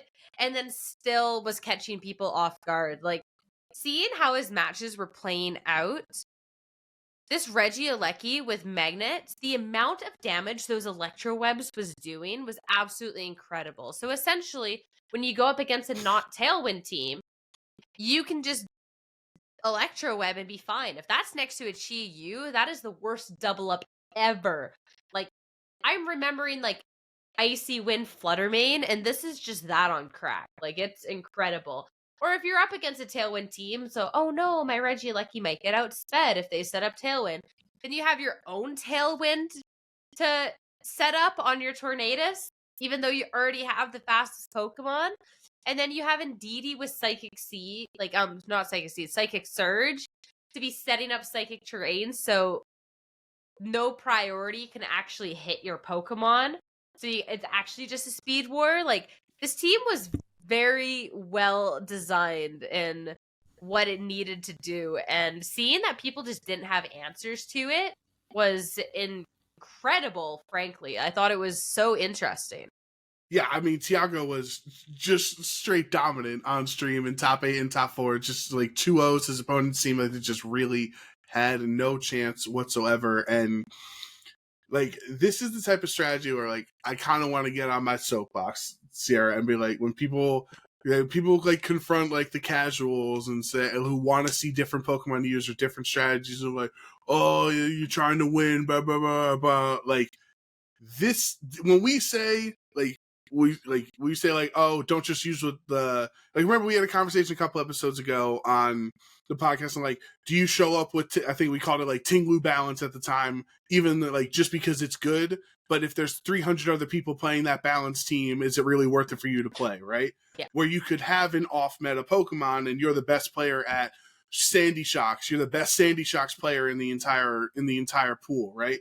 And so, like, that's what we mean when we say building off meta or using unconventional Pokemon. Like, we're not saying to use Arboliva and Mabostiff and like all these other Pokemon that just bring nothing to the table, right? Like, Tiago is using competitively viable Pokemon that are just significantly lower in the percentage. Like, Regieleki was essentially a 0% usage Pokemon. I don't know what it was on Pikalytics, but like, it never topped anything so far in Regulation D or Regulation E. And he had a reason for it. He wasn't just using it because it's his favorite. It outspeeds everything in the format, including Pokemon that are certain Pokemon that are Choice Scarf and certain Pokemon in Tailwind. So there's viability to it. The synergy of Chi-Yu next to it means that Chi-Yu's Beads of Ruins essentially negates the transistor nerfs that are received at the beginning of this generation because you're lowering the special defense. The magnets, you're still kind of getting what you got, the damage output in Gen 8, but by the way, nobody has 200% HP, so now it's actually massive amounts of damage. And you have Terra Ice for Landorus, who's your one counter in the entire format. So, like, I love what Tiago did here, because like, this is what I think a lot of newer players to VGC, and not that he is new, I'm just saying someone should be inspired from Tiago's team building strategy here, is I guarantee you, Sierra, if you went to a coach, we got all this VGC coaching, right?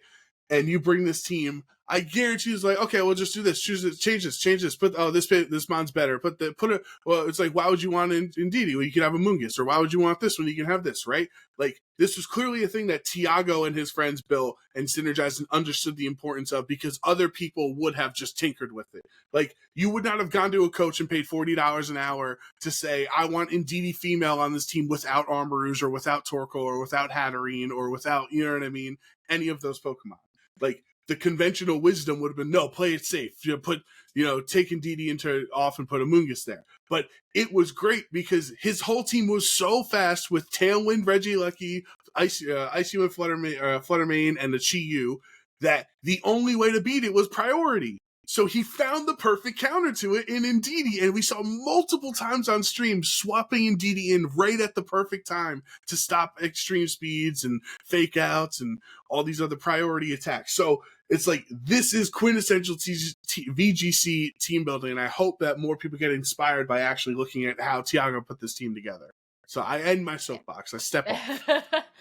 What I'm curious about with the Tiago's team is, and this is always the worry when I see a team like this, is the longevity of it. Because Sure. I think it did fantastic through the tournament, but it also kind of looks like a one-and-done team. Specifically, looking at the finals match, we have not talked about the winner of LAIC once, Marco Silva. It was a very dominant 2-0 in finals by him, taking down Tiago's team. Of course, when you're looking at Championship Sunday at an IC, it's played on Sunday. It is the only match in that division played on the Sunday, which means players get basically a whole 24 hours to prep for the match. And with just a little bit of time and knowing Tiago's team at that point, and not just being the first time he's seen it, just sitting across from his opponent, he figured out a game plan that very reliably got him wins. It did not feel like at any point Tiago was close in that. Like, Marco right away got a lead.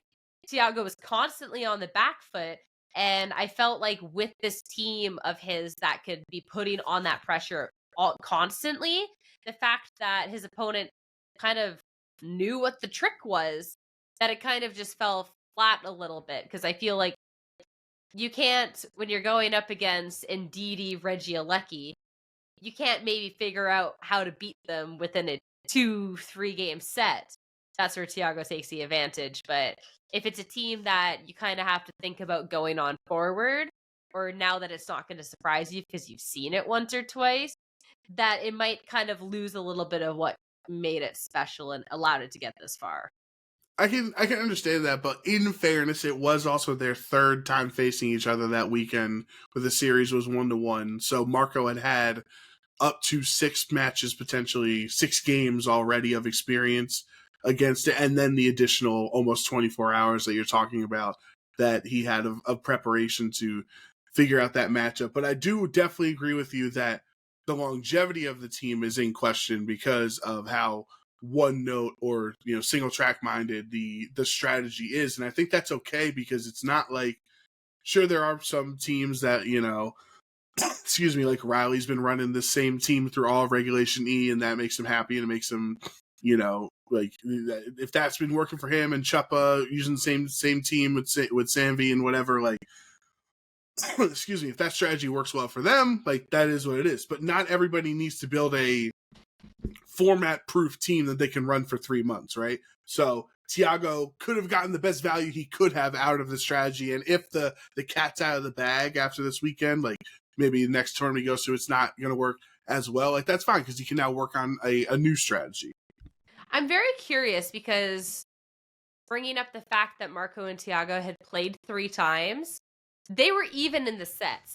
I am very intrigued and curious if Marco had lost the first game, which then kind of furthermore backs up the once you've seen the team, that it kind of just gets easier. Because if he lost the first one and wins the second and just dominates the third, then it very much so is like, yeah, this is a team that once you know the trick, it's kind of cooked. Doesn't take away from how cool the team was. I definitely don't want anyone to sit there thinking that. I do think he could have made adjustments too. And like, obviously you and I, we were on finals, right? So we were watching it as it it was way down. Obviously, we can talk with other players about like their perspectives on changing economy. I really think there was a world that the Indeedee Ogerpon together made a lot of sense because he set up Sword Dance on Ogerpon twice, and both times it was down to 30 health by the time it finally got the Sword Dance off. So it just got knocked out before it ever got a chance to do anything. So I do wonder what could happen if he, like, say, led Indeedee Ogerpon and you have Follow Me Sword Dance on that first turn, then you can try to crit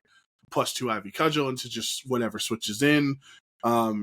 So, yeah, I think it's more credit to Marco than, like, oh, Tiago didn't make adjustments. I think it's, like, Marco just made the correct adjustments that, like, I don't need my Arcanine until Indeedee's gone, and then I have my Iron Hands once the... was it the Regieleki? I forget. There was one Pokemon every time is like, once this is down, then my Iron Hands just sweeps through the rest of it. Might have been the Chiyu. I can't remember. No, Chiyu so, like, wasn't brought in it. Oh, so maybe it was Fluttermane then. I don't know. Maybe it was like once Flutter's gone, Iron Hands just clears that. Because there was that game too. Remember, he just like T-Bolt, Bleak Wind Stormed the Iron Hands for nothing that one turn. So I think a lot of it is more credit to Marco of like finding that correct adjustment, because you can't just we can't just say Tiago's team loses to Iron Hands because Iron Hands is on half of the team, is on half of the field, right? It's on half of the teams that went to LASC. So clearly, if he got second, he's faced Iron Hands before. So it's not that simple to say.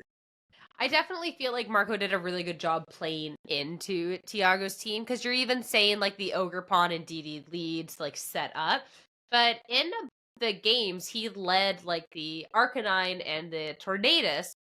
You have access to double spread moves there, so that is still a world with the setup that all of a sudden you can fire off a Rock Slide and a Bleak Wind Storm or something to just start getting around the Follow Me. And when he saw that it wasn't this Indeedee Ogerpon lead, well, then he just double swapped out to something that would then be able to deal with the Regieleki, which was actually the lead instead. So it was like, I really felt like Marco had just kind of cracked the team open, and kind of off of Tiago's play, it kind of seemed like that as well. I feel like Tiago, to have a chance in that, just kind of needed to play pretty like risky to the point where it would punish Marco for getting a turn wrong. So in game 1, the first turn that he Sword Stanced, Marco hit into it. The second game, Tiago clicked Spiky Shield, and then Marco doubled the other slot. And then Tiago had to then Spiky Shield the next turn. I mean, not Spiky Shield, Sword Dance the next turn. And then Marco just doubled into that slot, leaving him in the same position where the Ogerpon was already on its last legs before it could get going. So maybe like more aggressive reads, but I think honestly that Marco just played super, super well. He knew the matchup at that point. And even like seeing Marco play earlier that weekend, like he just seemed so calm and just ready. Like it felt like he had won. You felt like you knew. Yeah, like we had talked about when we had him on stream, on I think it was day 1, and it's just like he's never not in control of the game. Like even in matches that he ends up losing, like he still feels like he's in charge, and maybe one bad play led to a loss, and he makes the adjustment. And so every time he wins on stage, usually it's dominant, it's like a 2-0, and he just makes every correct call. He never attacks into the protect, and he always does the right thing. And like it's always like his opponent is playing catch up to Marco. And I think that's like a really interesting strategy that I think a lot of European players actually have, like kind of similar ways of playing. Like I think Eric Rios is like that a lot. I think Edu is probably the closest example to Marco of like a player that is truly always dictating the pace of the match. So I don't know what the European players, obviously Sanvi is great as well, like how they have developed that skill so well, but like it is something that they're so strong at. Like when we see EUIC in a couple of months, like you're going to see a lot of the times, like, no, and it's not just like playing slow, right? Because Jamie Boyd is another player that plays with a crazy, wacky team, but he's still in control of the pace of the match, no matter what the Pokemon count is, because of his strategy. So it's just something our European players are really good at. Hey, we got some good players over in NA as well. I feel like looking at this top 8 list, you like half mentioned Riley before, but I do think that it's worth a proper call out for Riley getting top 4. Obviously, this season he's been the most consistent player at the event, winning the first regional, and he's really not stopped since then, which has just been absolutely incredible. And it was really, really cool to see Lorcy get in that 5th place as well, getting top 8, because I know he's been grinding. So it was definitely stuff to celebrate for you NA fans out there. That was really, we're really proud of Lorcy because he was dominating through day 2 Swiss, like super confident. I think he was 8-1 through day 1, so he had like that little bit of wiggle room. And then he was he the number 1 overall seed going into top 8? I believe he was, because he's 5th on the list because he was the first top 8 loser. So I'm pretty sure Lorcy was the number 1 seed overall based off resistance or whatever. And I'm really happy for him because he's put so much work in. He's taken, his breaks from playing and, real life responsibilities over the years and come back and forth. He's always one of my favorite players, just a great person to talk to, and using those balanced teams that like they can really bite you sometimes, right? Because you're trying to play optimally every single turn. So it's a very draining strategy. That's why not a lot of players can play to the level that Paul Chua and Lorcy and Chuppa play those teams too, because one crit throws your strategy out the window. So I'm really proud of Lorcy. It's funny because I don't know if you ever feel awkward when you have to go out and do the winner's interview, but both people are still standing there.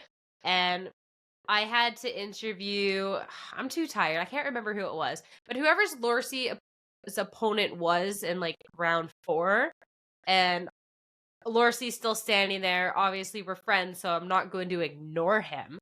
But at that point, he had been undefeated and then just taken his first loss. And he was bummed. And I'm like, hey, just win out, then you're going to be, you'll be just fine. This is after like round 4. I'm like, just win out. Like, it's easy. And then he actually won out, which is just like, I don't know. I just thought you it was gave him the advice he needed. Yeah. Like, I'll always say something like that to like the losing player, because I mean, technically any of them can do it. They've won a set of Pokemon before. They've won at that point 5 sets of Pokemon before. Just do it again, like whatever. But it was kind of funny to reflect because he like kind of scoffed, like, yeah, okay, like yeah, and then he actually did win out. So I don't know. It was funny. Yeah, that's definitely like that 8th win on day 1 is just like such a huge game changer. You know what I mean? Because it completely changes your mental state going into game or day 2, because you know that you have more wiggle room. Like obviously you can go 9-0 as well, and you can make a whole bunch of mistakes on day 2 and hope to make it into Taco. But the players that are at 7-2 or like the classic 6-2-1, right? In the TCG world, it's like I think like it's 6-2. Is it 6-2-1? Like that's the bare minimum to make day 2, right? Or like 6-1-2, whatever the match point spread is in TCG, whatever gets you to day 2, right? Yeah, 6-2-1. The win, loss, tie. I think that's the proper order. So like the players that are 6-2-1, like they start day 2 and they know one loss and their day is over. So if you can get the wiggle room going 8-1 or 9-0, like you are significantly less stressed than the 7-2 players in VGC that, for the most part, it's not always true, because you can, with that 11-3 record, squeak into top 8, as we saw a couple people did in LAIC. But once you get that 3rd loss, it really is kind of like a heart sink. You're like, oh, now I'm fighting such a huge uphill battle just to try to get into cut. Yeah, and that's always we had a lengthy conversation about that on broadcast when we were vamping, is you never want to bubble out because of the resistance when you could have just secured a game and have secured your spot in. But starting to wrap up discussion on LAIC, kind of want to reflect back on favorite moments of the event. Like, what was your favorite moment of like the entire weekend, all of LAIC? Wow. Do we Put you on the spot? I'm trying to think, because like, just like, do I go with like a specific match that I really enjoyed, or do I say like the big lunch we all had at Fogo together? Like, like, are we keeping it to games, or are we keeping it to the whole LAIC experience here? Well, I'll go first then, so then you can base yours off of how mine answering, because mine's kind of Okay. in the middle of those.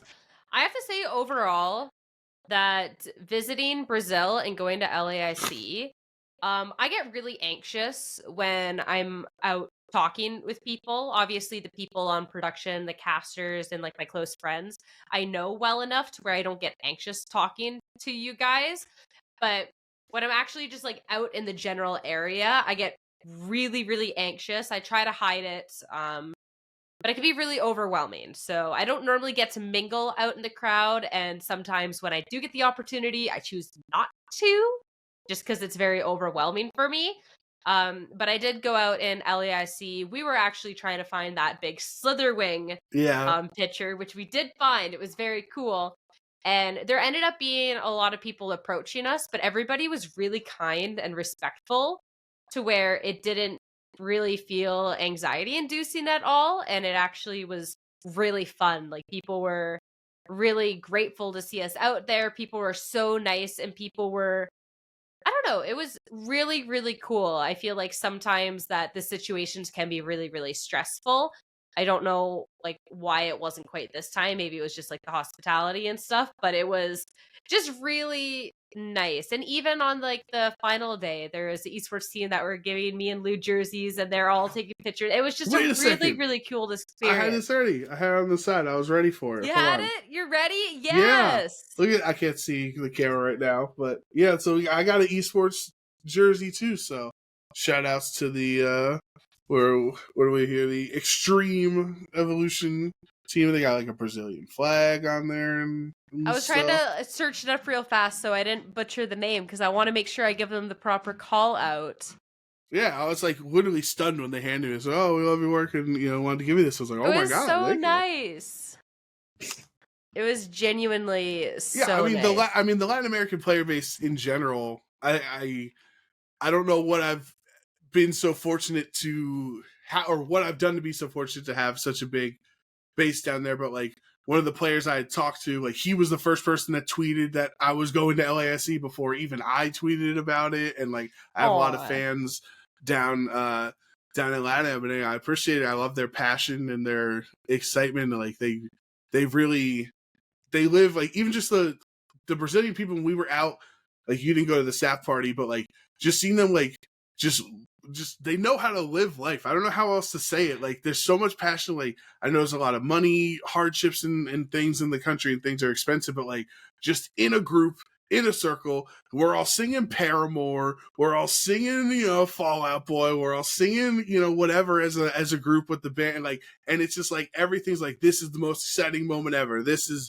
a memory we'll all have forever. And it's like that's every night. That's how they live their life because they try to make memories because obviously other aspects of the world are a little difficult. So they try to appreciate the positives as much as they can. So like that's the big takeaway to me of just like how great they are at living life and appreciating and experiencing so many great moments together.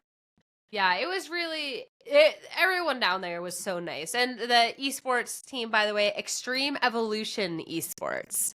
So they were all so nice, honestly. But I wanted to make sure I got that name right. But yeah, that has to have been the highlight for me was just the people down there, and everyone was so respectful and so nice and just so welcoming to us to their country. So it was cool. It was cool. Maybe a close second slot for us, Sarah, was that in our caster predictions in the finals, me and you said Marco, Rose and Lou said Tiago. We technically like our producer came in, so it's just like you guys got it right. We're like, We did. That was also a good moment. I was surprised your answer wasn't the Hotel Caparinos or whatever. The kiwi saccharinas. Yes, Yeah, those were also good.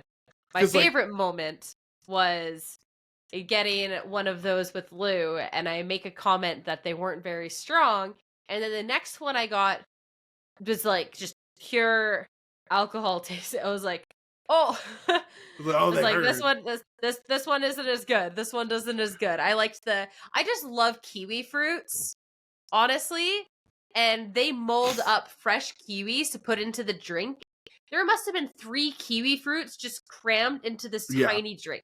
I was just drinking pure kiwi fruits. It was amazing. I loved it. It Dude, was so all of good. the fruit, like I'm a big fruit drink guy, right? Of like different flavors, and like I was more excited for that than drinks or food or steak or anything. So like every day we had that grocery store like across the street. Like I'd go with Caleb or I'd go with another caster. Like walk over to that grocery store and I would pick up a naranja, a suco naranja or suco tangerine and pineapple and like all these like literally every day just picking up delicious fruit drinks. And like every restaurant we went to, instead of ordering beers or alcohol drinks, I would order the fruit as well. Like ate a dragon fruit, was straight up super sweet, super delicious. Like I was having like a great fruit. I don't know if fruit counts as a sweet tooth because usually they say it with like ice cream or something, but like my fruity version of a sweet tooth was very much satisfied in Brazil.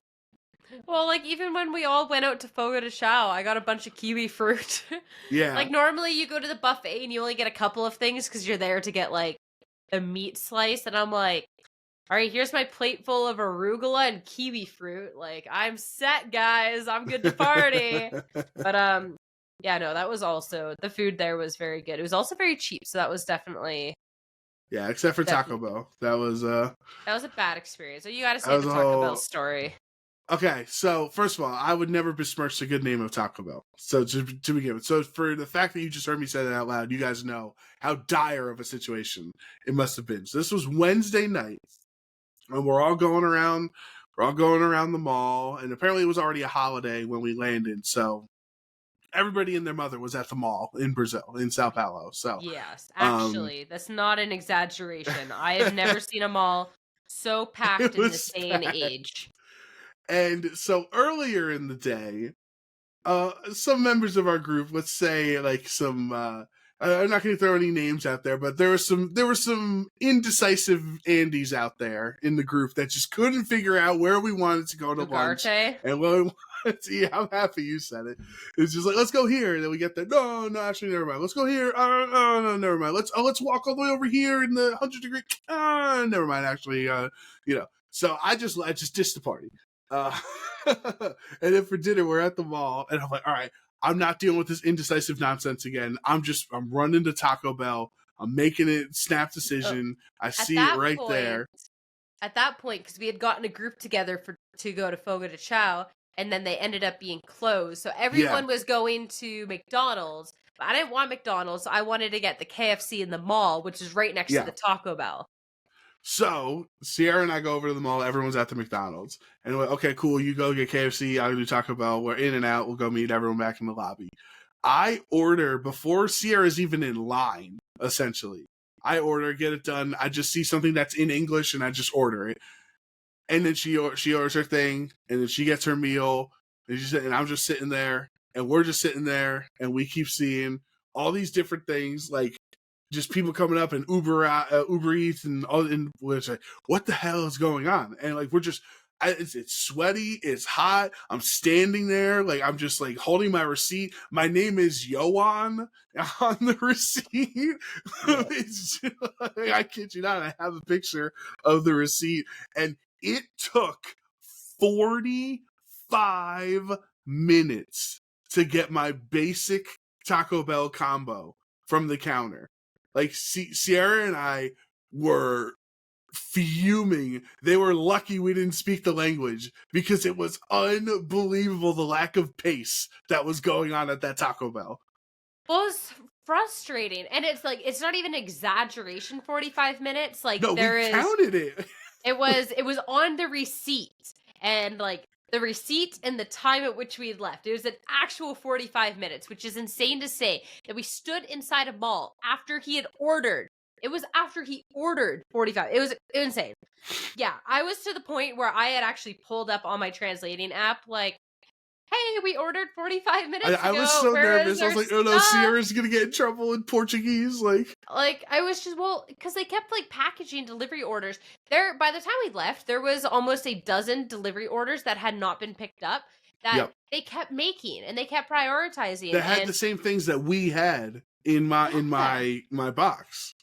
Yeah, and it was so dumb, and, like, there was a lot of people sitting down, so you really had no idea, like, how many people were actually still waiting for food, and it was just I don't know, it was such a dumb thing, like, that was yeah, no, that was the first and last time that Taco Bell was visited by anyone in a group, that trip. Yeah, it was funny, like, just some of the things, like, even at the grocery store, like, some of, like, sometimes people just don't got a place to be, I guess. Like, one of the days I went to the grocery store, so like I said, I got the naranja, tangerine, pineapple, a monster, and then they had a fruitella, which was essentially like Starburst things. Like, so it's not Nutella, it's fruitella, and it just tasted like Starburst, right? Different flavored fruits of candies. And I got that every day. And so I'm going through, and like the lady's ringing me up, and then she just stops ringing me up and picks her phone up and like texts somebody back in the middle of ringing me up at the station. I'm just like, it was like, what? Like, I thought it was funny. It only lasted like 10 seconds, but I was like looking around. It was like, you never really see that anywhere else. Don't worry, I got you beat on the worst customer experience story, as Oh I was no. trying to leave Brazil, and my flight got canceled, and then they rebooked me to a different airline, and I tried to go check in my bag. They told me that, yes, you are checked in for this flight. Yes, you have a confirmed seat and ticket, but we're not giving it to you anymore, and then ripped my ticket up in my face for a flight that I was supposed to be going into the security line to get on. Oh my Um, god. and trying to figure out, and there's like other VGC players that are literally like in the line, like, we have been here for 2 days and they won't let us leave, like, we can't get anything out. And yeah, so that was also fun, and really no sense of urgency, considering that there is an hour-long security line, and any flight trying to leave was in like an hour and a half. Like, Yeah. that was fun, but It was heyo, definitely a damper on the way out. I would agree with you. But a while little on bit. the way there and while we were there, it was a lot of fun. So I'm very, thank you to Pokemon for bringing us down to Brazil for the first time, and it was absolutely a pleasure to be a part of it. Or despite anything wrong with the trip, like the travel back, the heat, the vamping, I still left the event very happy. Yeah, Honestly, like, there has definitely been events where a lot less has gone wrong, and I've been like unhappy, or like there's been something that's bothered me, but I still just genuinely had so much fun that even when it is really hot or it was vamping, like, it was still didn't actually like kill the event for me. So I don't know, it was fantastic. I was very grateful I got to go down. So yeah, thanks, Mr. Pikachu. Super cool, super cool. But I'm still recovering from the trip and everything else, and this has been going on for a while because oh we can yeah, never stay on track.